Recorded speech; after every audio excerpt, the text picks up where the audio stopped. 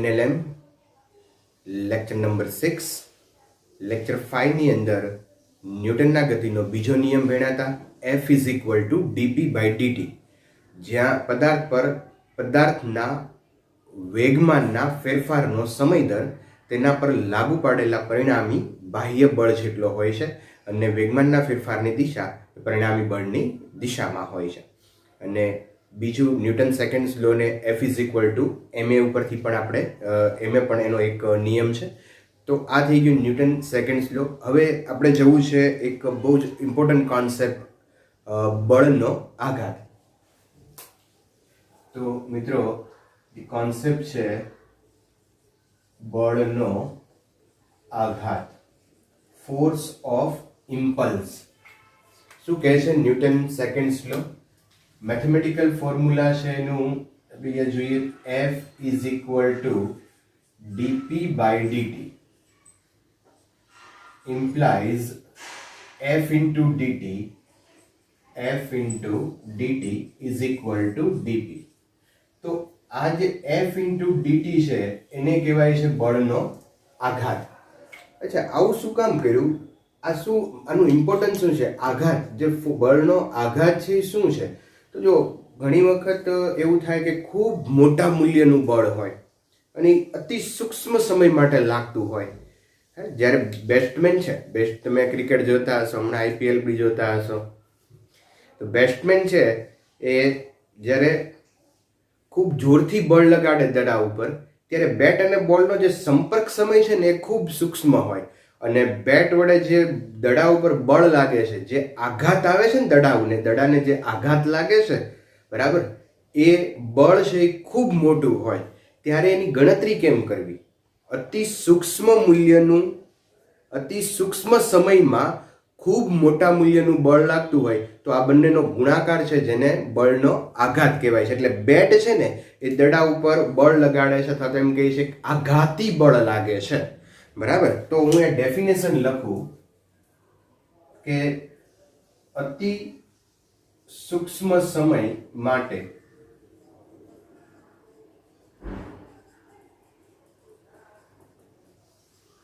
પદાર્થ પર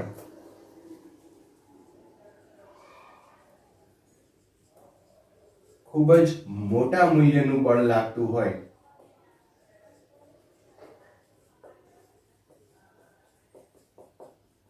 તો સમય અને બળના ગુણાકારને બળનો આઘાત કહે છે. અને ફોર્મ્યુલા આવી ગઈ આપણે અહીંયા, F into dt is equal to dp. બળનો આઘાત એટલે બીજું કાંઈ નહીં મિત્રો, વેગમાનનો ફેરફાર.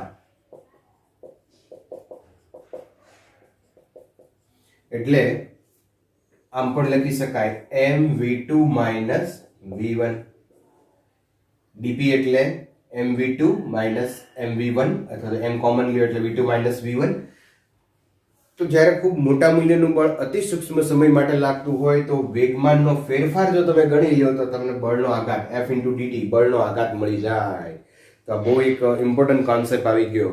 અચ્છા, બીજી એક વાત કે અહીંયા આ એક મેથડ થઈ કે જેની મદદથી તમે બળનો આઘાત મેળવી શકો. બીજું એ છે અહીંયા કે સપોઝ અહીંયા F વર્સિસ T નો આલેખ આપ્યો હોય, F વર્સિસ T નો કોઈ આલેખ છે અને ધારો કે આલેખ છે એ કોઈ આ રીતે આપ્યો છે, બરાબર. અહીંયા ટાઈમ ધારો કે 0 છે, આ ટાઈમ T છે અને અહીંયા ફોર્સ છે ધારો +F અને આ બાજુ -F. ફોર્સની ડિરેક્શન ચેન્જ થઈ જાય છે. તો અહીંયા જો ફોર્સ ઓફ ઇમ્પલ્સ તમારે બળનો આઘાત ગોતવો હોય તો આ આલેખ ઉપરથી બળનો આઘાત આને આ રીતે બતાવી શકાય, integration F into dt is equal to integration dp. Okay, તો બળ અને સ્થાનાંતરના આલેખનું F into dt એટલે બળ અને સ્થાનાંતરના આલેખ જે છે F versus T ના આલેખનું જે ક્ષેત્રફળ છે એ તમને બળનો આઘાત આપે. તો એક ખાસ અહીંયા નોટ્સ લખશું આપણે કે F વર્સિસ T ના આલેખનું ક્ષેત્રફળ એફ વર્સિસ ટી ના આલેખનું ક્ષેત્રફળ બળનો આઘાત આપે છે. બરાબર, તો આ બીજી એક પોઈન્ટ ખાસ નોટ કરી રાખશું આપણે. બળનો આઘાત ગોતવો હોય તો આલેખ ઉપરથી મેળવવો હોય તો એનું ક્ષેત્રફળ F × dt હોય તો અહીંયા આલેખ ઉપરથી એનું ક્ષેત્રફળ મળી જાય તો બળનો આઘાત આપણે મેળવી શકીએ છીએ. અચ્છા મિત્રો, આની જે વ્યવહારિક ઉપયોગિતા શું છે જુઓ તમે, કે જો તમે વેગમાનનો ફેરફાર અમુક સમયગાળા માટે વધારી દો, સમયગાળો મોટો કરી નાખો તો વેગમાનનો ફેરફાર વધી જશે, તો બળ છે ને એ ઘટી જશે. આપેલ વેગમાનના ફેરફાર માટે જો સમયગાળો વધારી દઈએ આપણે તો બળ છે એ ઓછું થાય. અચ્છા, આનો ફાયદો શું થાય? તમે ક્રિકેટ મેચ પાછી જોતા હશો, હમણાં તો બધું ચાલે જ છે IPL, એટલે ક્રિકેટ જોતા હશો તો જ્યારે કેચ કરે ને બોલર, તો દડો આવતો હોય ત્યારે આમ હાથ નથી રાખતો, એ શું કરે છે, આમ દડો આવતો હોય ત્યારે હાથ પાછળ લઈ જાય છે. તો હાથ પાછળ લઈ જાય એટલે સમયગાળો વધી જાય, સમયગાળો વધી જાય એટલે વેગમાનનો ફેરફાર વધી જાય અને જે હાથ ઉપર જે દડાનું બળ લાગવું જોઈએ એ બળ છે એ ઘટી જાય. સમજો છો ને તમે કે હાથ આમ પાછળ લઈ લે એટલે ઘટી જાય. અચ્છા, તમને બીજું એક એક્ઝામ્પલ આપું. તમે કોઈ રેતી અથવા તો કાદવની અંદર આવું કરવાનું નથી, પણ જો એમાં તમે જમ્પ કરો અને એની બદલે એકદમ સિમેન્ટ કોન્ક્રીટનું હોય એમાં તમે જમ્પ કરો તો ક્યાં તમને વધારે વાગે? ઓબ્વિયસલી સિમેન્ટ ને કોન્ક્રીટ વાળી સપાટી ઉપર આપણને વધારે વાગે. શું કામ? કારણ કે તમે ભટકાશો સીધા જ ભટકાઈ જશો. જ્યારે રેતી કે કાદવવાળી વસ્તુ છે તો એમાં તમે ભટકાશો એટલે થોડાક નીચે જશો, એટલે નીચે જશો એટલે શું થશે, જે ઇન્ટરેક્શન ટાઈમ છે, આંતરક્રિયાનો સમય છે એ વધી ગયો, અને સમય વધી ગયો એટલે બળ છે એ ઘટી ગયું. વેગમાનનો ફેરફાર એની સામે વધશે પણ બળ છે એ ઘટી જાય છે, એટલે તમને રેતી કે કાદવની અંદર પડો ત્યારે પ્રમાણમાં ઓછું વાગે. ગાડીની અંદરના જે શોક એબ્ઝોર્બર છે, બરાબર, શોક લાગે, આમ ગાડીમાં કોઈ ખાડો આવતો હોય ત્યારે ખાડામાં ગાડી જાય ત્યારે શોક એબ્ઝોર્બર શોક્સ લાગે, પણ જે ઉપર બેઠો છે વ્યક્તિને ઓછો આંચકો લાગે અને બળ પ્રમાણમાં ઓછું લાગે. જે કાંઈ આંચકો છે ને એ સ્પ્રિંગ દ્વારા શોષાઈ જાય અથવા તો જે ટાઈમ છે એ વધી જાય છે. બરાબર, તમારા સુધી પહોંચવા માટેનો ટાઈમ વધી જાય છે એટલે એનું બળનું પ્રમાણ ઘટી જાય છે. તો આ બધા બળના આઘાતના પ્રેક્ટિકલ યુઝિસ છે. ઓકે, આપણે મૂળ વાત ઉપર આવીએ તો બહુ સિમ્પલ નાનો એવો કેસ છે કે જ્યારે બળ ખૂબ મોટું હોય, સમય ખૂબ નાનો હોય અને એ બે જ્યારે લાગતું હોય ત્યારે જે પદાર્થ છે ને એને F અને dt ના જે ગુણાકાર છે ને બળનો આઘાત કહેવાય. F × dt બળનો આઘાત. dt એટલે સૂક્ષ્મ સમય છે, બળ છે ખૂબ મોટું છે, તો અહીંયા વેગમાનનો ફેરફાર જેટલો હોય છે. એક બે પ્રોબ્લેમ આના સોલ્વ કરીએ એટલે વધારે ક્લિયરિટી આવે. ઓકે, ચાલો તો પહેલા એક લઈએ આપણે એક્ઝામ્પલ, એક લઈએ છીએ યા એક પ્રોબ્લેમ લઈએ કે જેમાં 1 kg વજન ધરાવતો હથોડો, મોટો એક હથોડો છે, 6 મીટર પર સેકન્ડના વેગ સાથે દિવાલને અથડાઈને 0.1 સેકન્ડ પછી સ્થિર થાય છે. 1 kg નો બહુ મોટો હથોડો છે, બરાબર, 6 મીટર પર સેકન્ડના વેગથી ગતિ કરે છે. શરૂઆતનો વેગ છે એનો, અને એ 0.1 સેકન્ડમાં ભટકાઈને પછી ધારો કે આ મોટો હથોડો હોય આની ભટકાઈને પછી શું થઈ જાય છે, સ્થિર થઈ જાય છે. 0.1 સેકન્ડમાં સ્થિર થઈ જાય છે. તો પેલું બળનો આઘાત મેળવો, જુદી જુદી વસ્તુ મેળવવાની છે. પહેલો ક્વેશ્ચન છે બળનો આઘાત મેળવો. તો ઓકે, સિમ્પલ ક્વેશ્ચન છે મિત્રો. બળનો આઘાત મેળવવો હોય તો શું મેળવવું પડે? F × dt અથવા વેગમાનનો ફેરફાર મેળવવો જોઈએ. બરાબર, તો અહીંયા હું લખું બળનો આઘાત બરાબર વેગમાનનો ફેરફાર. ઓહો, આ તો બહુ ઈઝી થઈ ગયું. બળનો આઘાત ગોતો એટલે વેગમાનનો ફેરફાર. વેગમાનનો ફેરફાર એટલે mv2 - v1, mv2 - v1. અચ્છા, m કેટલું છે? 1 kg.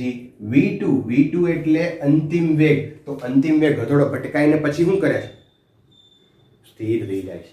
સ્થિર થઈ જાય તો અંતિમ વેગ 0, પ્રારંભિક વેગ 6. તો અહીંયા બળ કેટલું આવી જશે? v2 - v1. તો અહીંયા આવી જશે -6 ન્યૂટન.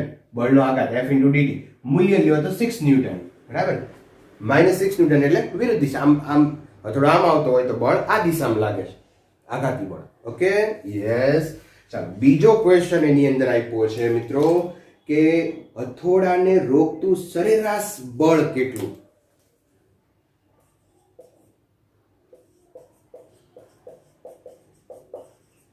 હથોડાને રોકતું સરેરાશ બળ કેટલું? આ શું આવ્યું છે? Newton second. આ શું આવ્યું છે? Newton second. બળનો આઘાત F * dt એટલે ન્યૂટન સેકન્ડ. હવે આપણે બળ ગોતવાનું છે, તો બળ F = ma ફોર્મ્યુલા યુઝ કરી શકો તમે અહીંયા.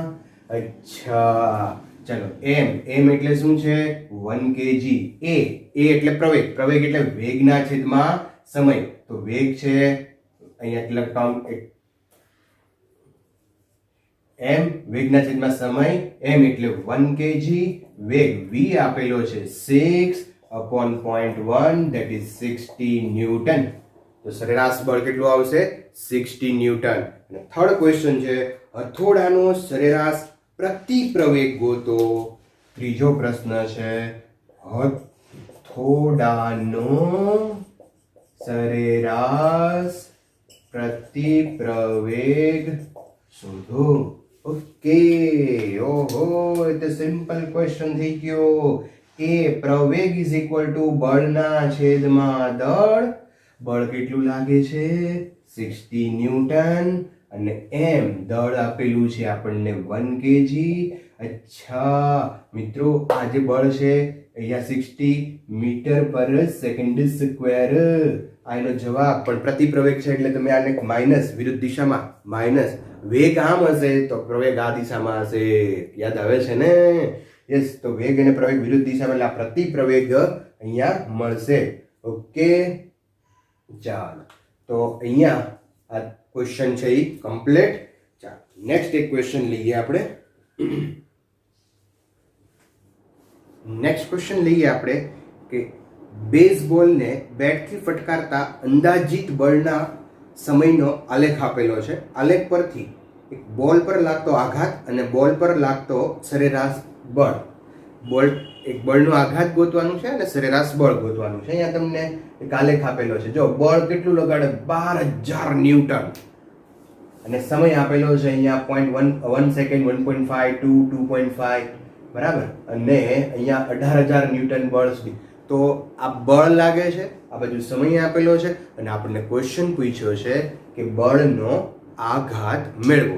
એટલે બળનો આઘાત મેળવવો એટલે શું કરવું? તો બળનો આઘાત મેળવવો એટલા માટે આપણે અહીંયા વાત કરી છે કે જો F વર્સિસ T નો આલેખ આપ્યો હોય તો એનું ક્ષેત્રફળ ગોતવું પડે. ચલો, તો ક્ષેત્રફળ ગોતીએ આપણે. અહીંયા નોટ કરીએ કે F વર્સિસ T ના આલેખનું ક્ષેત્રફળ બરાબર બળનો આઘાત. ઓકે, તો બળનો આઘાત = 1/2 પાયો ગુણ્યા વેગ. 1/2 પાયો 1 અને 2.5 એટલે અહીંયા હું આમ લખી નાખું 2.5 - 1. આટલો પાયો આ થઈ ગયો 2.5 - 1. અને વેગ એટલે આ વેગ થશે મિત્રો 18000. તો મલ્ટીપ્લાય 18000. ઓકે, ચાલો. 2.5 માંથી 1 જાય એટલે અહીંયા 1.5 × 2 કરો એટલે દોઢ ભાગ્યા 2 કરો એટલે 0.75 મલ્ટીપ્લાય 18000. તો આ આવી ગયો બળનો આઘાત. હવે એનો ગુણાકાર તમને બળનો આઘાત આપે. અચ્છા, બીજો જે ક્વેશ્ચન છે એ એવો છે કે બોલ પર લાગતું સરેરાશ બળ ગોતો.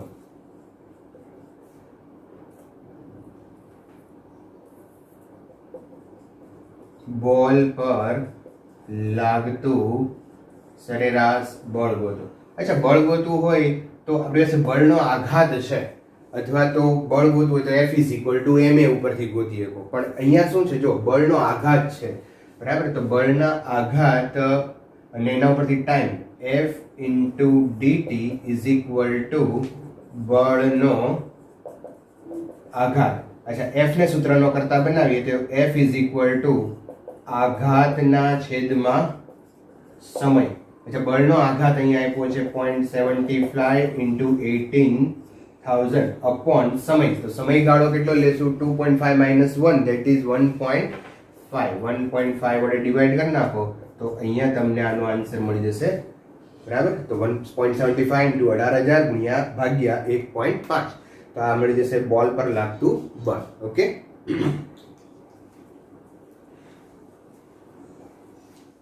ચાલો ટેક્સ્ટ નું ઉદાહરણ લઈએ 5.4. Textbook example 5.4. Okay, text બુકની અંદરનું ઉદાહરણ એમ કહે છે કે એક બેટ્સમેન બોલને 12 મીટર પર સેકન્ડની પ્રારંભિક ઝડપને બદલ્યા સિવાય સીધો બોલરની દિશામાં પાછો ફટકારે છે. જો બોલનું દળ 0.15 kg હોય તો બોલ પર લાગતો આઘાત શોધો. બોલની ગતિ સુરેખ ધારો. સમજો અહીંયા ધારો કે મિત્રો અહીંયા કોઈ બેટ્સમેન છે અને આ બેટ લઈને ઊભો છે, બરાબર? અને દડો આમ આવે છે. દડો આવે છે 12 મીટર પર સેકન્ડની ઝડપથી અને આ બેટ્સમેન એને પાછો ફટકારે છે અહીંયા, બરાબર? અને એ પણ કેટલું?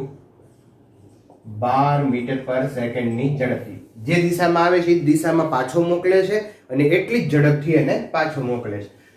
અને બેટ અને બોલનો જે અહીંયા જે બેટ અને બોલનો સંપર્ક સમય બદલ્યા વગર. અચ્છા, જો બોલનું દળ આપેલું છે, આ બોલ છે એનું દળ આપ્યું છે m is equal two 0.15 kg. તો બળનો આઘાત, જે બેટ્સમેન છે એ દડાને ફટકારશે ત્યારે જે બળનો આઘાત છે એ આપણે મેળવવાનો છે. ઓકે, તો બળનો આઘાત બરાબર વેગમાનનો ફેરફાર, બરાબર? m v2 minus v1. m v2 minus v1. ચાલો હવે અહીંયા એક વસ્તુ ધ્યાન રાખશું આપણે કે v2 એટલે આપણે લેશું 12. તો v1 છે તો v2 આ દિશાને આપણે પ્લસ લેતા હોય તો આ દિશા માઇનસ લેવી પડે, એટલે અહીંયા આવશે માઇનસ. અથવા આનાથી ઉલટું કરો તો કોઈ પ્રોબ્લેમ નથી. બળના આઘાતની દિશા ઉલટાડી માઇનસ, તમારો જવાબ માઇનસમાં આવશે. તો એ તો એટલું જ બતાવે છે કે બળનો આઘાત આ દિશામાં લાગે છે. તમે જે દિશા બતાવી છે વેગની એની વિરુદ્ધ દિશામાં લાગે છે. માઇનસથી કોઈ જવાબમાં મૂલ્યમાં કોઈ ફેર પડવાનો નથી. અચ્છા, એમ દળ આપેલું છે 0.15, v2 લેશું આપણે 12 માઇનસ પ્લસ થઈ જશે અહીંયા 12 વત્તા 12 એટલે 24 ગુણ્યા 0.15 ન્યૂટન સેકન્ડ આવી જશે બળનો આઘાત. Okay, simple question. ચાલો હવે એક બહુ મસ્ત ક્વેશ્ચન લેવો છે જેમાં આનંદની અનુભૂતિ, આમ ફિલિંગ આવે એવો ક્વેશ્ચન લઈએ. ચાલો, ટેક્સ્ટ બુકનું એક્ઝામ્પલ નંબર 5.5. મસ્ત એક ક્વેશ્ચન લઈએ આપણે, એક્ઝામ્પલ નંબર 5.5. અહીંયા બે આકૃતિ બતાવેલી છે. તો પહેલી આકૃતિમાં દર્શાવે છે કે એક સમાન બિલિયર્ડ બોલ એક દ્રઢ દિવાલ પર સમાન ઝડપથી જુદા જુદા કોણે અથડાઈને ઝડપમાં કોઈ ફેરફાર વિના પરાવર્તન પામે છે. જો અહીંયા તમે જોઈ શકો કે દિવાલ સાથે આ દડો અથડાય છે. અહીંયા આ રીતે કોઈ ખૂણે જે લંબ છે એની સાથે કોઈ ખૂણા સાથે અથડાય છે. બે જુદી જુદી રીતે અહીંયા દડો છે એ દિવાલને અથડાય છે.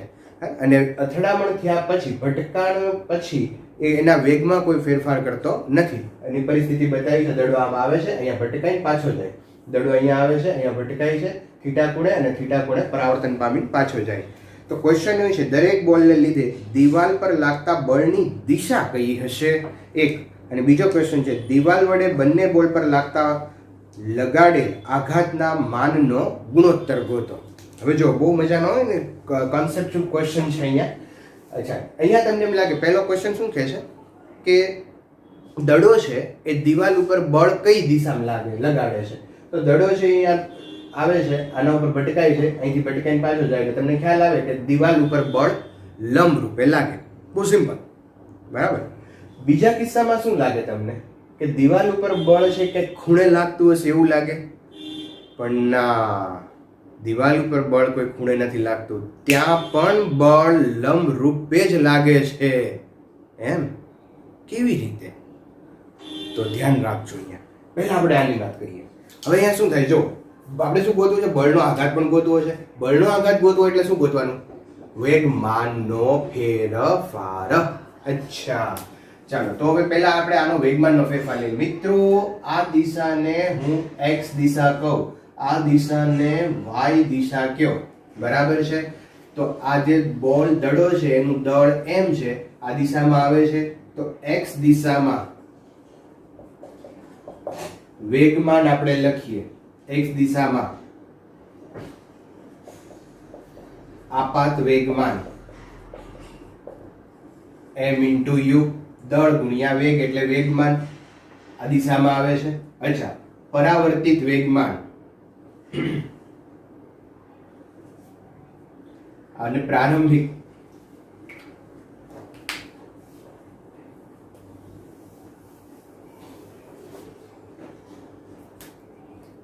x દિશામાં દડો અહીંયા પ્રારંભમાં અહીંયા આવે છે, પછી ભટકાઈને પાછો જાય છે, તો પ્રારંભિક વેગમાન m into u, દળ ગુણ્યા વેગ, દળ ગુણ્યા વેગ, દળ m છે, વેગ u છે. અંતિમ વેગમાન, અંતિમ વેગમાન એટલે કયું? તો કે ભટકાઈને પાછું આવે એની વાત છે. તો એ કેટલું થશે? m into u, પણ કેવું થશે? માઇનસ, કારણ કે આ દિશા આપણે પ્લસ લઈએ છીએ તો આ દિશા વિરુદ્ધ આવે છે એટલે માઇનસ આવશે. આ x દિશાના વેગમાન થયા. હવે y દિશામાં લખીએ તો y દિશામાં વેગમાન, તો જો પ્રારંભિક વેગમાન y દિશામાંનું પ્રારંભિક વેગમાન કેટલું છે? એ જ નહીં, આ દડો તો આમ આવે છે, આમ તો જતો નથી. y દિશામાં તો એને કઈ ગતિ જ નથી, બરાબર ને? તમને અહીંયા સમજો છો ને તમે કે દડો ક્યાં આવે છે? x દિશામાં આવે છે, તો y દિશામાં તો કોઈ જ એની કોઈ પ્રવૃત્તિ જ નથી, કોઈ વેગ નથી, તો પછી એનું વેગમાન કેટલું થઈ જશે? 0. અચ્છા, અંતિમ વેગમાન, એટલે ભટકાઈને પાછો ક્યાંય આડો અવળો નથી થતો, તો અંતિમ વેગમાન પણ 0. તો y દિશામાં એના વેગમાન કેવું આવ્યું? વેગમાનનો ફેરફાર 0. y દિશામાં કોઈ વેગમાનનો ફેરફાર થતો નથી. જે વેગમાનનો ફેરફાર થાય છે ક્યાં થાય છે? x દિશામાં. ઓકે, તો અહીંયા આપણે નોટ કરી શકીએ મિત્રો કે બળનો આઘાત બરાબર વેગમાનનો ફેરફાર. તો બળનો આઘાત બરાબર વેગમાનનો ફેરફાર. એટલે વેગમાનનો ફેરફાર ક્યાં થાય છે? અંતિમ વેગમાન, અંતિમ વેગમાન માઇનસ પ્રારંભિક વેગમાન, માઇનસ mu, માઇનસ mu, તો માઇનસ 2mu, 2mu. તો આ આવી ગયું બળનો આઘાત 2mu, minus 2mu. Minus plus ની બહુ ચિંતા કરતા નહીં, માઇનસ 2mu. માઇનસ 2mu એટલે બળનો આઘાત, દડો છે એ દિવાલ ઉપર, આ દિવાલથી દડા ઉપર આ દિશામાં આઘાત લગાડે, આઘાતી બળ, દડો ભટકાય એટલે બરાબર માઇનસ છે. ઓકે, હવે આની વાત કરીએ. મજા અહીંયા છે, ફિલિંગ અહીંયા લેવાની છે તમારે. જો હવે બહુ ધ્યાન રાખજો, પ્રવૃત્તિ બંધ કરી દો, બીજું કાંઈ કરવાનું નથી, અહીંયા જ જોવાનું છે. મને ખબર દિવાળી નજીક આવે છે, પણ અહીંયા આપણે ભટકાડવાના જ છે, જેમ દિવાળી ભટકાડશું બધા એકબીજા, અમે અહીંયા ભટકાડશું. જો પણ હવે શું થાય છે, હવે અહીંયા પણ આપણે વેગમાનનો ફેરફાર ગણવો પડે. પણ મિત્રો આ જે આવે છે ને એ આ દિશામાં આવે છે, એટલે હવે તમારે છે ને પહેલી વાત કે આના ઘટકો લેવા પડે.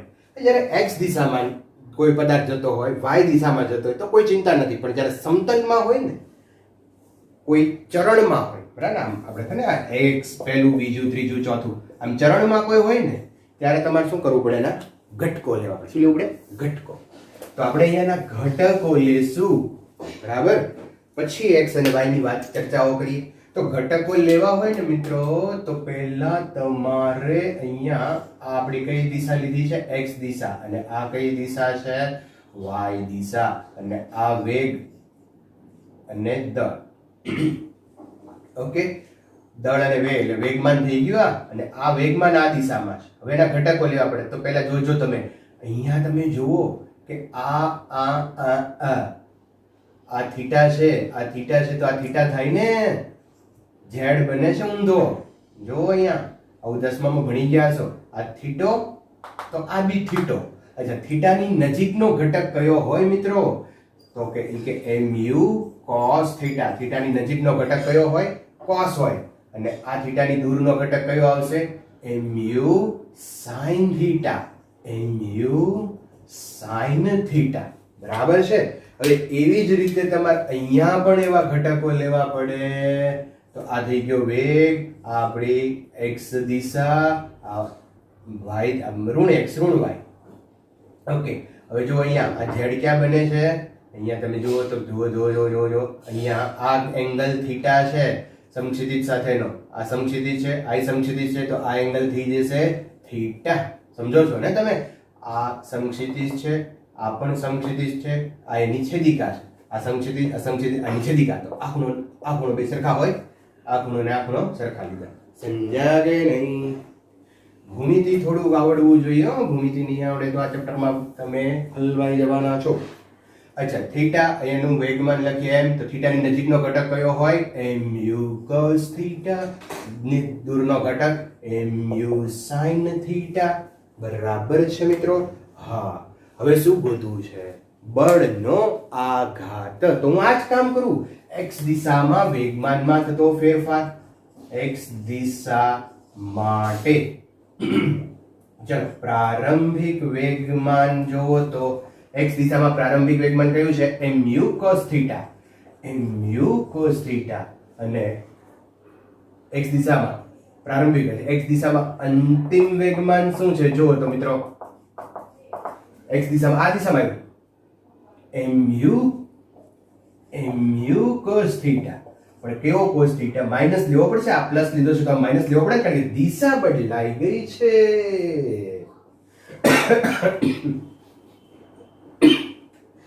હવે y દિશાના વેગમાન, y દિશા માટે પ્રારંભિક વેગમાન.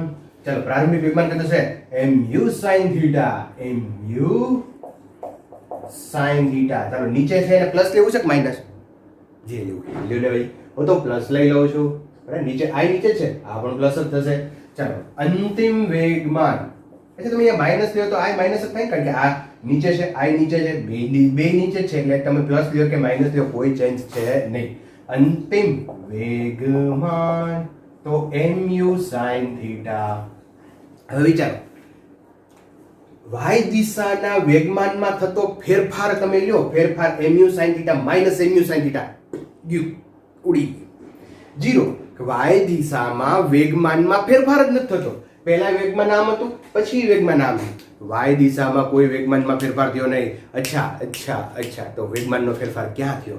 x દિશામાં થયો. જો x દિશામાં પહેલા વેગમાન આમ હતું, પછી વેગમાન આમ આવ્યું, તો વેગમાનનો ફેરફાર થયો. પહેલા આમ હતું, પછી આમ આવ્યું, બદલાણું વેગમાન. બરાબર, તો x દિશામાં વેગમાનનો ફેરફાર થયો. હા, તો બળનો આઘાત હવે આપણે ગોતવો હોય તો શું કરવું પડશે? વેગમાનના ફેરફારની દિશામાં જ બળનો આઘાત હોય ને ભાઈ. તો બળનો આઘાત વેગમાનનો ફેરફાર જેટલો લઈને આપણે ગણતરી કરશું, પણ એ કયા ઘટક આવશે? તો x ઘટક આવશે. એટલે બળ, હું આપણે એક નોટ કરી લઈએ અહીંયા સાથે કે બળનો આઘાત ઇઝ ઇક્વલ ટુ વેગમાનનો ફેરફાર. અચ્છા, વેગમાનનો ફેરફાર ક્યાં થાય છે? માત્ર x દિશામાં થાય છે. તો x દિશામાં લખીએ આપણે પ્રારંભિક વેગમાન mu cos theta minus plus mu sin theta. તો અંતિમ માઈનસ પ્રારંભિક કરો, અંતિમ હોય તો આ માઈનસ ને આ માઈનસ રહે. બરાબર, અંતિમ માઈનસ પ્રારંભિક. મેં કીધું માઈનસ પ્લસમાં તમે ભણતા નહીં યાર. Minus 2 mu cos theta. તો આ શું આવી ગયું? બળનો આઘાત. અચ્છા, બળનો આઘાત છે એની દિશા કઈ હોય? તો કે જે દિશામાં એના વેગમાનનો ફેરફાર થાય એ દિશા. અહીંયા હું નોટ કરી દઉં તમને કે બળના આઘાતની દિશા વેગમાનના ફેરફારની દિશામાં હોય છે. તો વેગમાનનો ફેરફારની દિશા કઈ છે?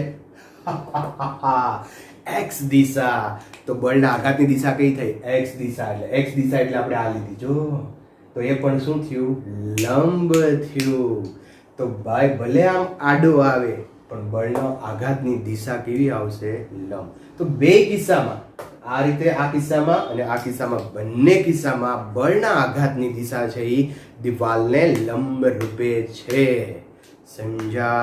તો બહુ મજાનો પ્રોબ્લેમ હતો. અચ્છા, ઓકે. તો અહીંયા બળના આઘાતના પ્રોબ્લેમ ઘણા બધા પૂરા કર્યા આપણે. હજુ ઘણા બધા પ્રોબ્લેમ્સ છે જે હું તમને એસાઇનમેન્ટમાં આપવાનો છું. ડિસ્ક્રિપ્શનની અંદર લિંક આપી દઈશ, અથવા તો આપી દીધી છે, અથવા તો આપી દઈશ. ડિસ્ક્રિપ્શનની અંદર તમે લિંકમાંથી એસાઇનમેન્ટ છે એ ડાઉનલોડ કરી લેજો અને જે કાંઈ પ્રોબ્લેમ્સ છે એ બધા અંદર સોલ્વ કરજો. ન આવડે તો ડિફિકલ્ટીની અંદર તમે કોમેન્ટ કરી શકો અથવા તો મને વોટ્સઅપ કરી શકો. ચલો, તો અહીંયા અટકીએ. નેક્સ્ટ લેક્ચરની અંદર હવે બળનો આઘાત આવી ગયો છે, તો આઘાત આવે એટલે હવે શું થાય? તમે અહીંયા ધ્યાન ન રાખો એટલે મને આઘાત લાગે ને. તમે જો બોર્ડ સામે ધ્યાન ન રાખો તો મને આઘાત લાગે, અને મને આઘાત લાગે તો પછી શું આવે? એનો પ્રત્યાઘાત આવે. તો આ પ્રત્યાઘાત અને પછીના લેક્ચરમાં આવવાનો છે, જે NLM ન્યૂટન થર્ડ લો આપણે ભણવાના છીએ, જે તમે આમ તો બહુ બધાને આવડતો હશે, પણ એની અંદરની મજાની થોડીક વાતો મારે કરવી છે. ન્યૂટન થર્ડ લો નેક્સ્ટ લેક્ચરની અંદર આપણે કરીએ. Thank you.